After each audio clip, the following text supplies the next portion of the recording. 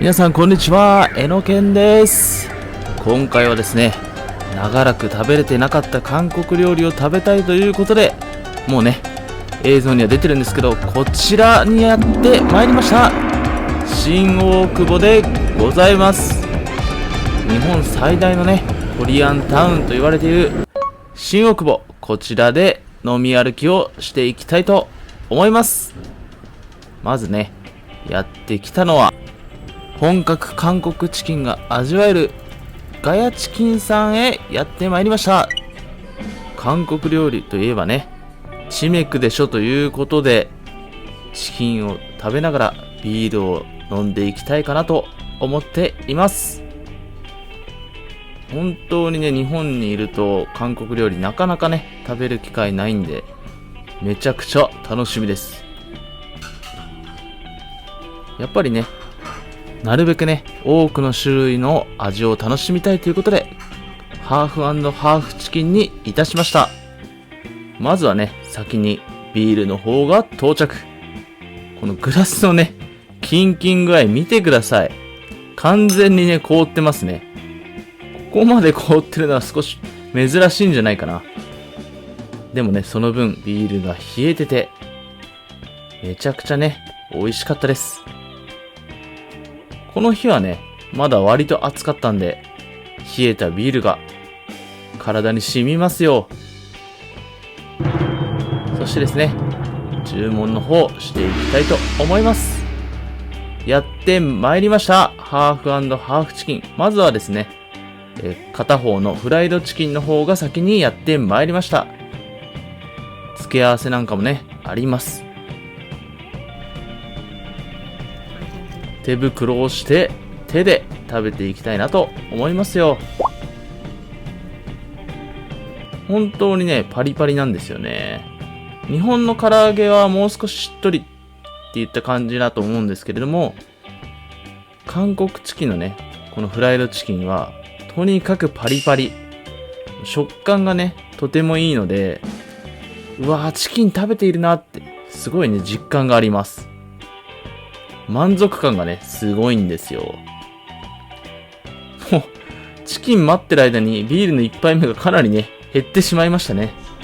そしてこのハニーマスタードソースかな、つけるとね、また味が変わってとても美味しくなるんです。このね、タレもね、美味しいんですよね。とにかくね、韓国料理はタレとかね、ソースにね、かなり力を入れてるなと思いました。なのでね、このチキンのソースもとても美味しかったです。一瞬でね、なくなってしまいました。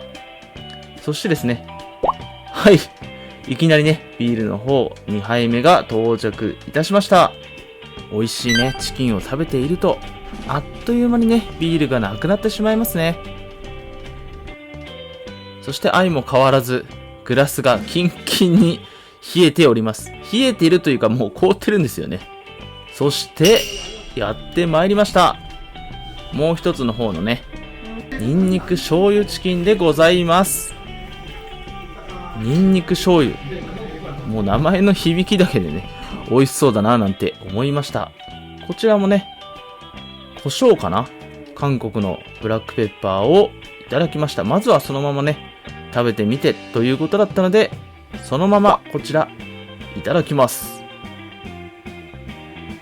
ちょっとね、久しぶりの手羽先ということで少し苦戦したんですけれども、どんどんかぶりついていく。いやー、本当にね、美味しいんですよ。韓国チキンを食べているとね、ソウルで食べたキョチョンチキンがまた食べたくなりますね。こちらのチャンネルはね、韓国の方もとても多いんで、キョチョンチキンなんかいっぱいたくさん食べたことあるわっていう方もいるかもしれないんですが、やはりね、日本人からすると韓国に行かないと食べれない味ですからね。そんなことを思いつつ、どんどん食べ進めていきます。やっぱりね、僕の癖で違う味を交互に食べて飽きないようにしていくっていうのがね、好きなんですよね。そして、こちらのブラックペッパーもかけていく。よりね、パンチがある味になりましたね。これがね、合うんですよ。さらにお酒にも合う味になっていきます。いやー、ペロリですね。ちょっとふざけてね、進撃の巨人風にしてみました。いやー、これは優勝ですよ。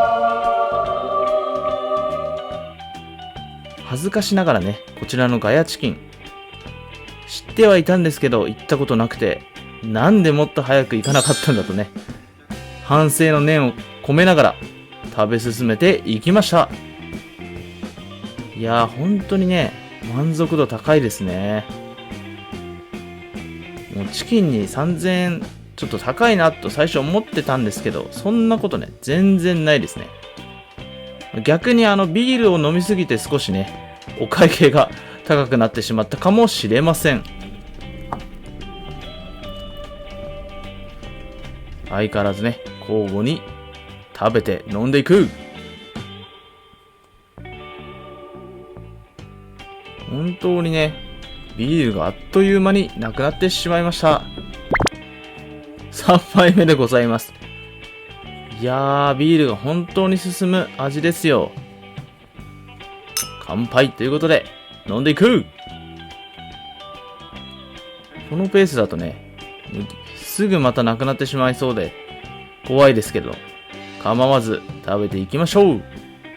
僕はですね、やっぱりこのフライドチキンのザクザク感、これが最高でしたね。次来た時はね、ヤンニョム味にも挑戦してみたいなと思いましたよ。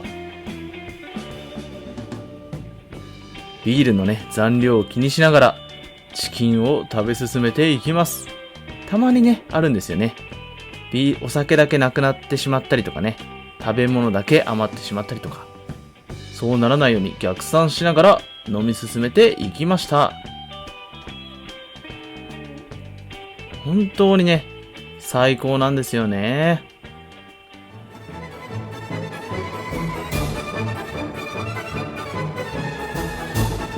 あっという間ですよ。ペロリでございました。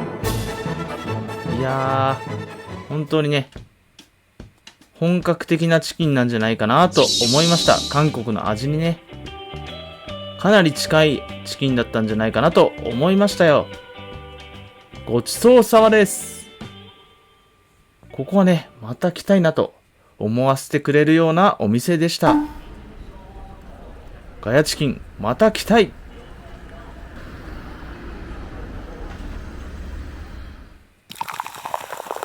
ということでですね、1軒で終わるはずもないので、2軒目を探してね、ブラブラしていると、またね、駅の近くに戻ってまいりました。ここら辺はね、かなり人が多いです。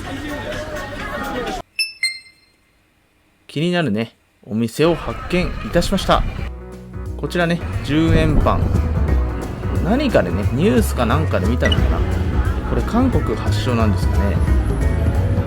中のね、チーズがすごく伸びるらしいんですけれども、屋台のね、近くで早速食べてみました。意外とね、美味しかったですね。そんな期待してなかったんですけれども、程よい甘さとチーズのね、アクセントで、あっという間にペロリでございます。美味しかった。さあ行くぞ。はい、ということでですね、また次のお店に向かっていこうと思います。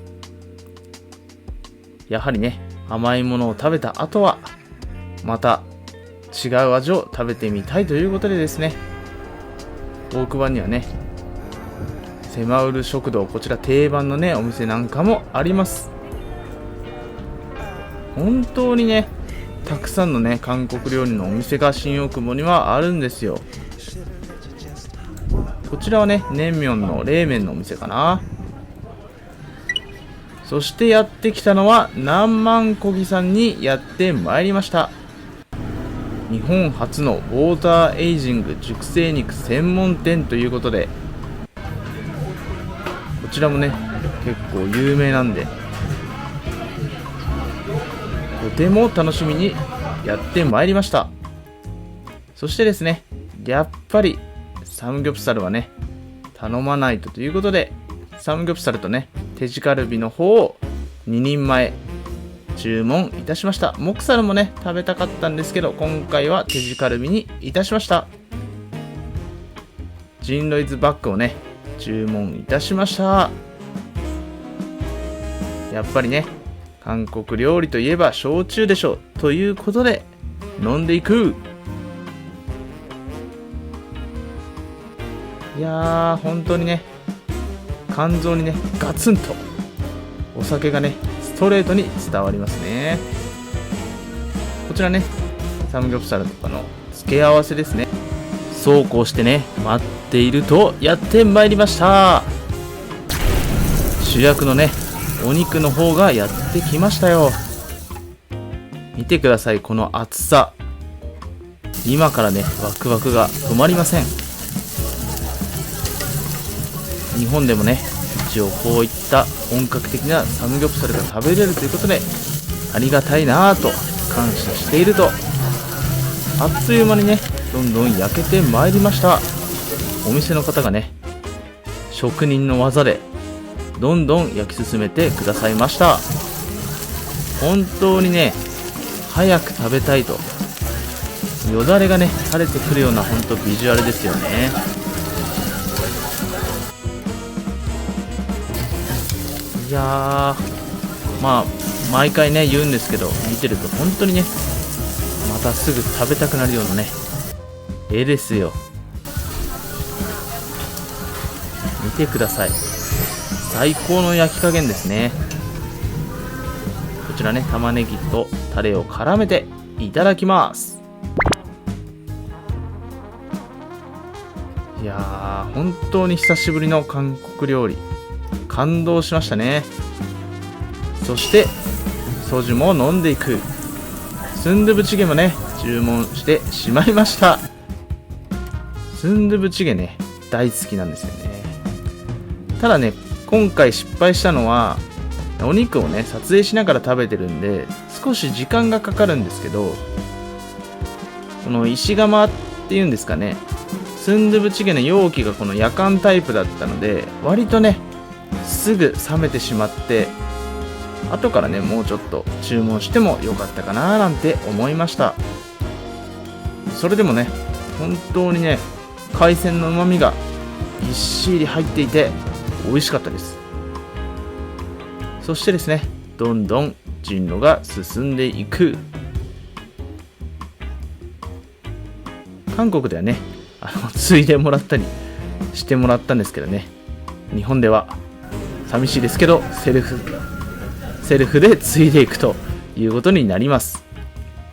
そしてですねサムギョプサルといったらやっぱりサンチュやねエゴマですかね、いろいろなね具材を組み合わせて自分好みの味でね楽しんでいきたいと思います。いただきます。いや本当にね美味しいんですよ。まあね本場韓国で食べたサムギョプサルにはちょっとねかなわないかもしれないんですけれども、日本でもねこういったサムギョプサルが食べれるということで本当にねテンションが爆上がりです。ビジュアルがねいいんですよね。見て楽しめる、食べて楽しめるっていうのが韓国料理のまたねいいところなんじゃないかなと思いました。新大久保もねお店が多すぎて本当にね美味しいお店を探すのが大変だったりするんですが、こちらのお店はね正解でございました。そして頼んでいた手地カルビの方もやってまいりました。早速ねどんどん焼き進めてもらっています。早速ね焼けたんでこちらも食べていく。この後ね、発明したんですけど、ちょっとね、このお店の手地カルビ、僕にとってはちょっと甘すぎたんで、わさびなんかをつけてね、ちょっと邪道って言われちゃうかもしれないんですけど、手地カルビをわさびにつける。これをね、開発したんですよ。まあね、いろんな食べ方があっていいかななんて思いますよ。昔のね、日本人が見たら、寿司のね、カリフォルニアロールなんてね、発狂すると思いますけど、やっぱりね、いろいろな食べ方があっていいんじゃないかなと、思いました。スンドゥブチゲ、サムギョプサル、手地カルビ。これをね、交互に順番に食べていく。これはエンドレスですよ。永遠に食べ進められるなと思いました。そして例のごとくお酒もどんどん進んでいきますよ。本当にね、美味しかったですね。特にね、このサムギョプサル、そして意外と一番美味しかったのがスンドゥブチゲというね、冷めてしまったのが本当に残念だったんですけどね、こちらのね、お店のスンドゥブチゲは本当に美味しかったです。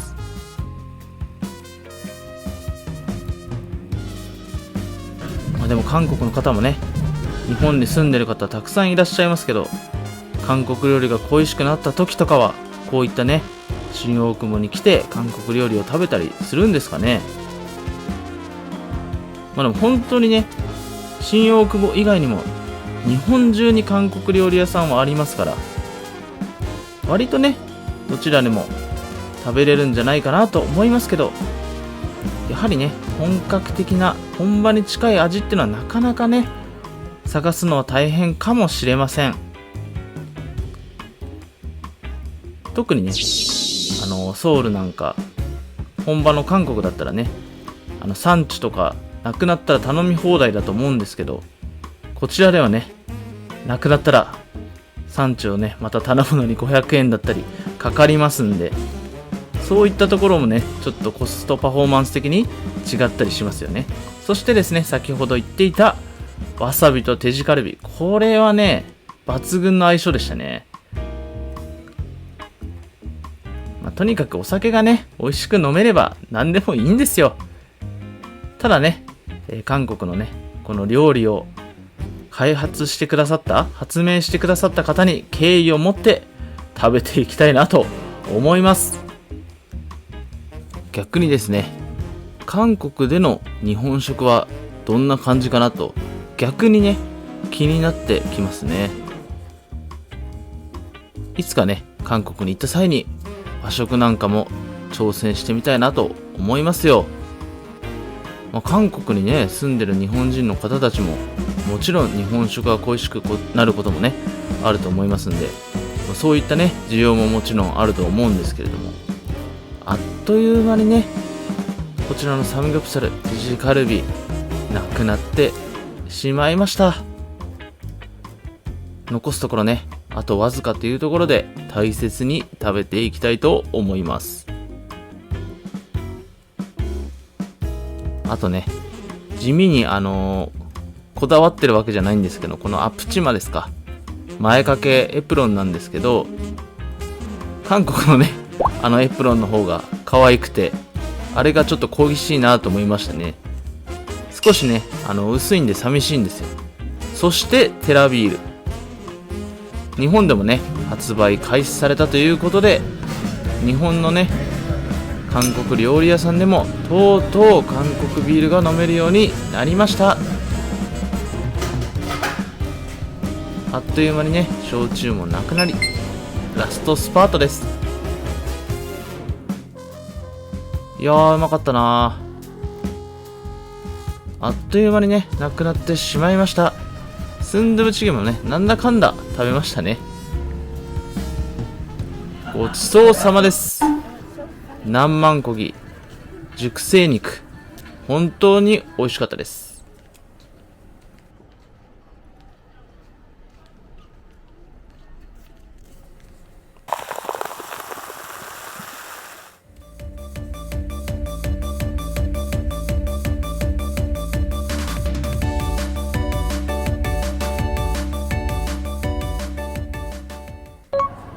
はい、ということでですね、日にちをまたいで2日目ということで、またね、夜の街に繰り出したいなと思います。今回はこちらのお店にやってまいりました。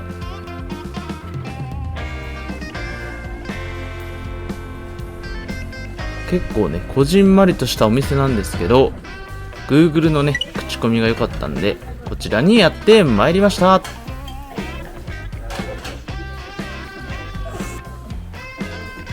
メニューはこんな感じ。やっぱりね、日本の韓国料理店はいろいろなメニューがね、ありますよね。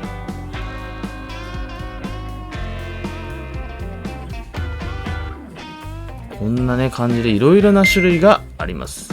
1杯目はハイボールを注文しました。やっぱりね、ハイボールなんですよ。ハイボールのね、やはりメリットは、重くないっていうところですね、やっぱり。気軽にね、どんどん酔っ払えるっていうメリットですね。そして注文したのは、こちら、おでんでございます。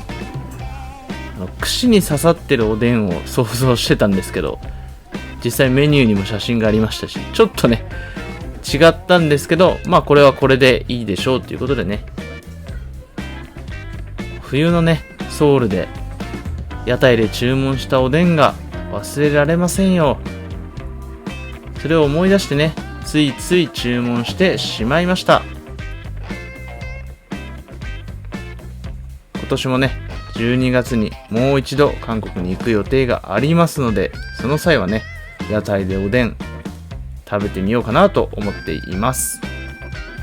やっぱりね、予行練習ということで、その前にね、食べ慣れておかないとということで、やってきました。キムマリでございます。海苔巻きのね、天ぷらでなんですけど、こちらね、僕結構好きなんですけど、思ったよりね、量が多くてがっつりしてましたね。こんなワイルドな感じだったっけと思ったんですけど、本場のやつよりね、大きいかもしれないですね、もしかしたら。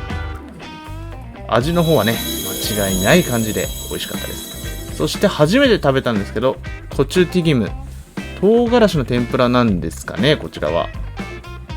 で、肉が詰めてある感じだと思うんですけど、こちらもね、ちょいピリ辛で、ほとんど辛さなかったんですけど、それがね、アクセントになってとても美味しかったです。うますぎということでですね、最高に美味しかったです。ちょっと揚げ物2連チャンだったんで、どちらかにすればよかったかななんて思いましたね。もうちょっとお腹に重かったんですけど、せっかくね、注文させていただいたんで、2つとも交互に食べていく。思ったよりね、ちょっと味変にはならなかったんですけれども、2つともね、お気に入りのメニューとなりました。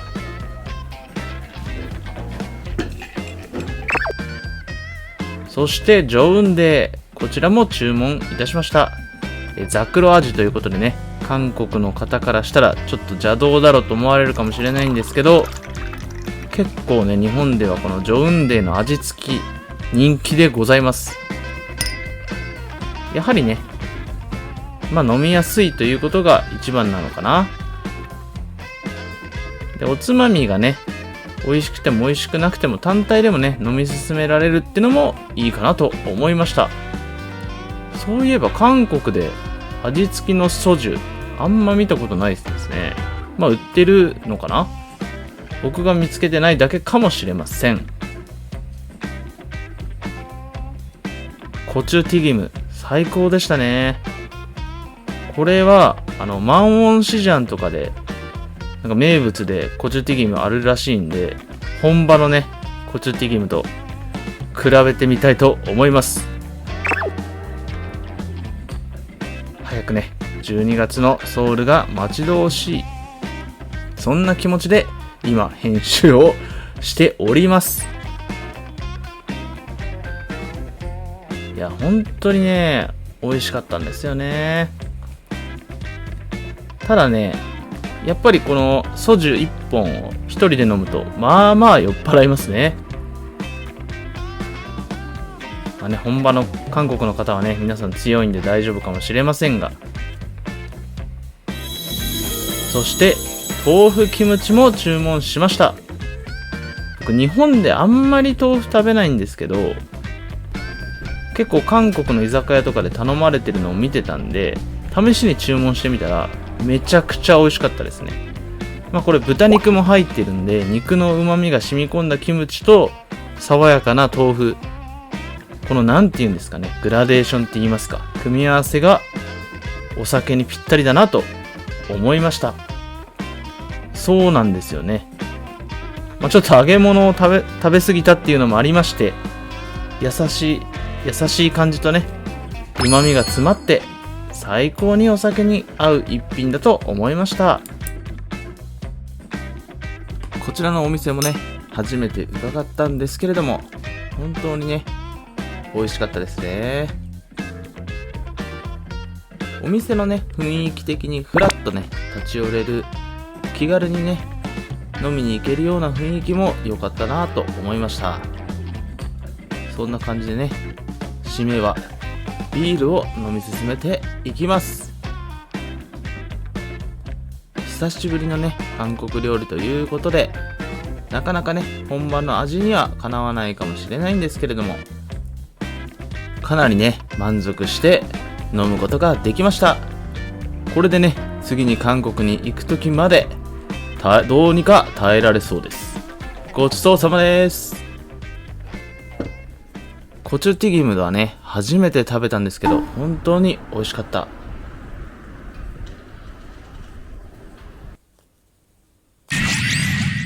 ということでですね、この日の2軒目に向かっていきます。次はね、こちらのお店に行きました。ヤンピョンヘジャンクさんですね。新大久保ではね、有名なお店なんですけれども、僕的にはね、このスープ系では一番のお店なんじゃないかなと思っております。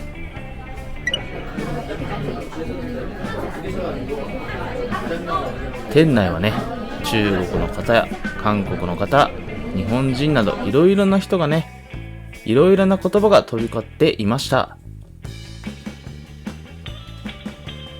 何にしようかなと迷っていると、こちらのお店はね、カウンターもあって一人での飲食もしやすい席となっておりました。まずはね、やっぱりアルコールを摂取しないとということでですね、こちらを注文いたしました。マッコリのボトルでございます。思ったよりね、こちらの夜間量が多くて少し苦戦したんですけれども、味はね、美味しかったのでスルスル飲み進められましたよ。本当はですね、チョンハを飲みたいんですけど、日本ではね、飲めないので、別にマッコリもね、好きなんですけれども、チョンハ飲みたかったなーなんてね、思いながら飲んでいました。テラビールがね、日本で飲めるようになったら嬉しいんですけど、なんとかね、チョンハを、日本酒飲めばいいだろうなんてね、言われてしまうかもしれませんが、やっぱりね、チョンハを飲まないと。そして、ピョタギヘジャンクを注文いたしました。見てください、このボリュームとルックスを。本場のね、韓国のヘジャンクにも負けず劣らずなんじゃないでしょうか。まだね、韓国でヘジャンク食べたことないんで、次のね、訪問した際には二日酔いになってヘジャンクをね、食べる予定でございます。いやー、このスープがね、本当に美味しいんです。だからこのスープをね、具材にかけてもご飯にかけても何にかけてもね、本当に美味しくお酒にも合うし最高でしたね。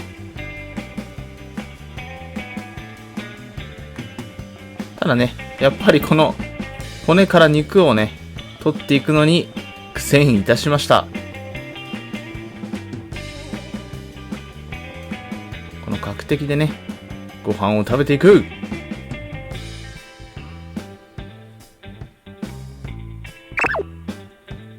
これはね、うまく取れたんで良かったですね。やっぱお肉もホロホロになってるので、かなりね、取りやすくなってました。そして汁を飲んだ瞬間、稲妻が走りました。いやー、本当にね、大好きですね、この味。やっぱりね、今回のこの新大久保のみで一番美味しかったのは、こちらのヘジャンクでしたね。全部ね、お前美味しいって言ってるやんけって思われるかもしれないんですけど、順位をね、つけるならこれは嘘偽りなく、ヘジャンクが1位でございました。このうごじっていうんですかね。この白菜もね、本当に、旨味がね、染み渡ってて、本当に美味しいんですよ。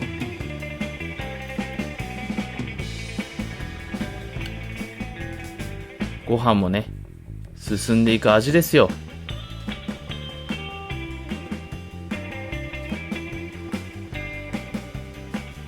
ご飯をね、投入して食べるっていう食べ方もあると思うんですけど、どのタイミングでね、卵を中に入れようかななんて考えながら食べていましたよ。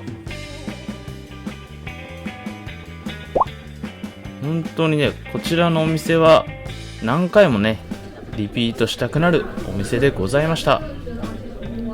一人でもね、行きやすいってのもナイスなポイントです。そうですね、ここからはもう開き直って、どうやってもね、食べれなかったんで、手を使ってワイルドに食べ進めていく。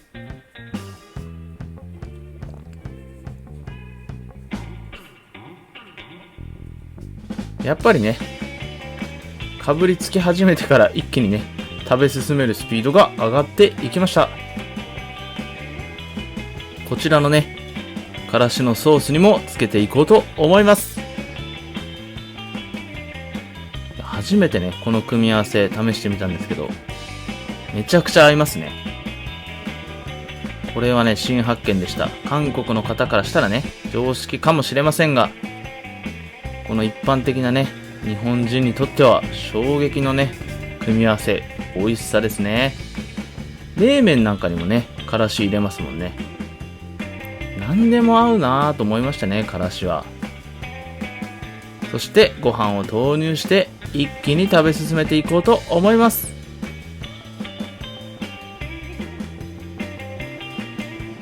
ついついね、美味しすぎて食べすぎてね、マッコリだけ残りそうになったんで、これは危ないということで、マッコリもね、ペースよく飲んでいこうと思いました。骨の周りについた肉もね、余すことなく食べていきますよ。そんなこんなでね、あっという間に具材の方をね、食べ進めてしまいました。意外とね、あっという間になくなっちゃったんですよね。ボリュームはもちろんあるんですけれども、スルスルね、食べていけちゃうんで、本当にね、気づいたらなくなってしまう。それぐらいね、どんどん進む味ですよ。骨の周りの肉もね、残すことなく、そしてまたこちらのソースにつけていただきます。残ったご飯を全投入。旨味がね、最終的に全部溶け出したこのスープと一緒にご飯を食べる。これが至高ですね。優勝です。本当にね、最後名残惜しいですね。一生ね、このヘジャンコを食べていたかった。ということで、ね、マッコリも最後の一杯をいただきます。グイって感じでね。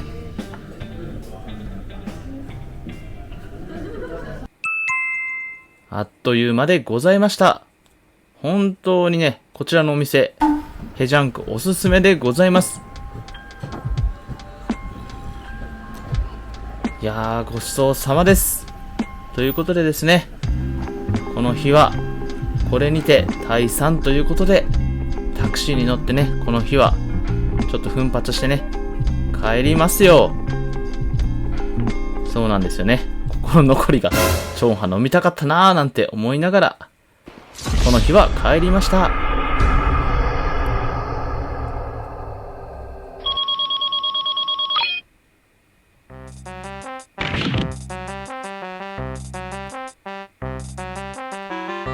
ということでですね、やっぱテンションが上がってどんどん飲みたくなっちゃうんで、家に帰ってからもお酒をね、どんどん飲んだところ、案の定二日酔いになってしまいまして、いやーもうね、次の日お酒も見たくなくなってしまったんですけど、やっぱり二日酔いになってしまったらね、炭水化物を逆に食べたくなるじゃないですか。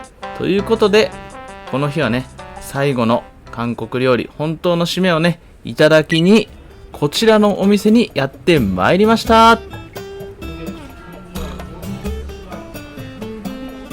パンギョ冷麺さんですね。いつもはビビン冷麺、ビビン燃麺を食べるんですけども、もうこの時はね、汁が飲みたいということで、温かいスープが飲みたいということで、ちょっとね、いつもと違ったメニューを注文してみました。韓国のね、芸能人の方なんですかね。サインがたくさんあります。こちらをね、注文しようかな。すいません、ちょっとチキってね、この日は水で勘弁してください。本当にね、ちょっと飲みすぎたなっていう。マッコリだけだったら絶対ね、二日酔いにならなかったんですけど、やっぱね、お酒がお酒を呼んでしまう。なんでしょうね、この現象は。一番ね、この日は水が美味しかったですね、本当に。ということで、まずはパンちゃんの方が到着いたしました。白菜キムチとね、豆もやしと、こちらわかめと、これ何ですかね。揚げ豆腐みたいな感じで美味しかったです。いやー、たまにはね、ノンアルも悪くないですね。本当にね、このお店にたどり着くのも大変なぐらい二日酔いだったんで、ヘムルカルグクス、海鮮カルグクス注文いたしました。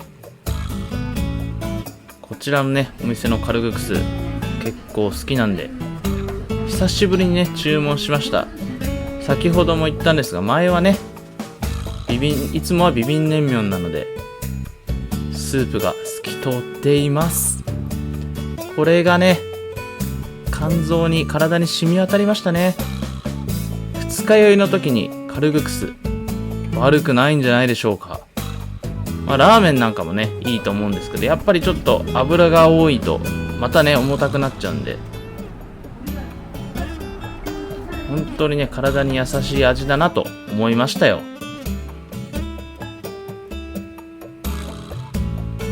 いやー、お酒がねないんですけれども、たまにはこういうのもいいんじゃないでしょうか。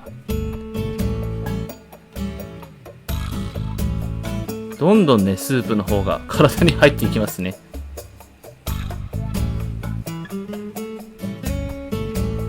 優しい味でね、二日酔いでもね、スルスルっと食べ進めていけました。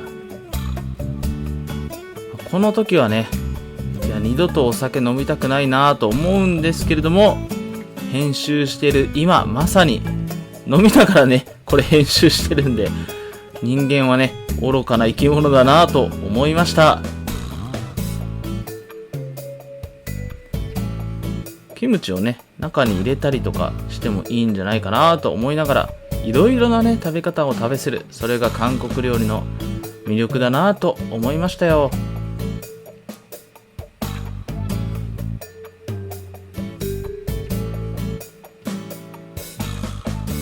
いやー、こちらのね、カルグクス、特別超美味しいってわけではないんですけど、裏切らない安定した味といった感じでね、行けば必ずこの味という感じで安心感があります。そういえばね、カルグクスも食べたことありますね、一回。またね、海鮮のカルグクスとは違うカルグクスだったんで味が違ったんですけれども、機会があればね、また韓国の方でシジャンなんかのねカルグクスいただきたいなと思いました。さすがにね、これで一気に二日酔いが治ったってわけではないんですけれども、かなりね癒されたなって思いましたよ。本当に体に染み渡りました。ごちそうさまです。皆さん、新大久保編最後までご視聴いただき本当にありがとうございました。